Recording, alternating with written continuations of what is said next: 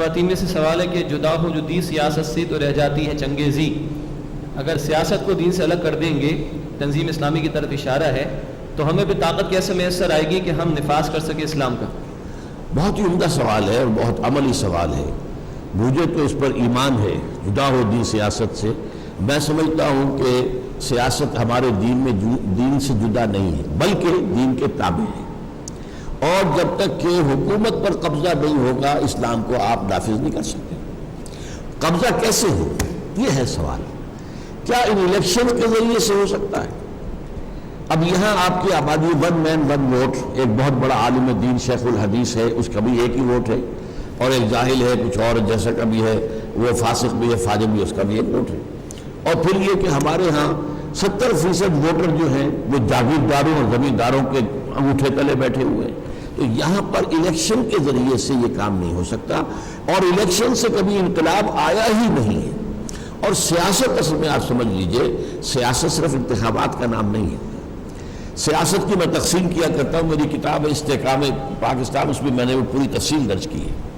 سیاست کو 2 حصوں میں تقسیم کر دیجئے، نظری سیاست، عملی سیاست. اب آپ کے جو صحافی ہوتے ہیں وہ سب سے بڑے سیاسی ہوتے ہیں. وہ سیاسی نظریات پھیلاتے ہیں، ایک خاص نقطہ نظر پیدا کرتے ہیں، لوگوں کے اندر جو ہے وہ کسی ایک کے لیے ایک زمین ہموار کرتے ہیں.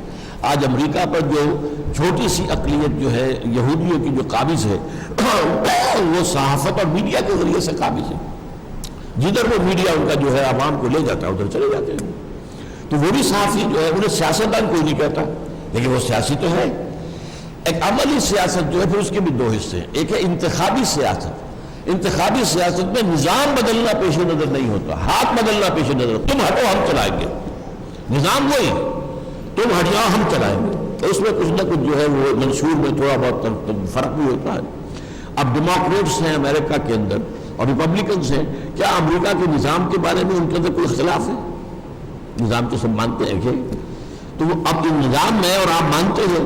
اب آپ کہتے ہیں ہم بہتر چلائیں گے، آپ کہتے ہیں ہم بہتر چلائیں گے. اچھا بھائی ووٹ سے فیصلہ کر لو. لیکن نظام بدلنے کے لیے ہوتی ہے انقلابی سیاست. وہ اگر وہاں کمیونسٹ ہو اور وہ وہاں کا نظام بدلنا چاہے، وہ الیکشن پہ کبھی نہیں جائیں گے، الیکشن سے حاصل کچھ نہیں ہوگا. اس کے لیے جو سیاست ہے انقلابی سیاست، ہم اس میں ہیں. میں سمجھتا ہوں کہ باشعور مسلمان غیر سیاسی ہو ہی نہیں سکتا، ناممکن. اس لیے جب ہمارا دین نظام مکمل ہے تو سیاست اس کا حصہ ہے، سیاست اس کے تابع ہے.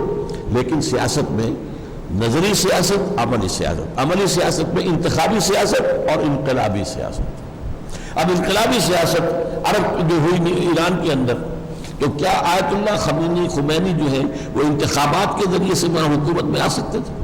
سوچیے. میں نے تو ایک مثال دے دی تھی، وہ تو بہت دور کی تھی. حضور کے بارے میں تو ایسی بات کہتے ہوئے بھی ہمیں رکنا چاہیے. لیکن یہ تو ہمارے سامنے کی بات ہے. کیا الیکشن کے ذریعے آیت اللہ خمینی کی یہ حکومت قائم ہو سکتی تھی؟ یہ تو ہوئی ہے جانے دے کر، ہزاروں لوگوں نے جانے دی تب قائم.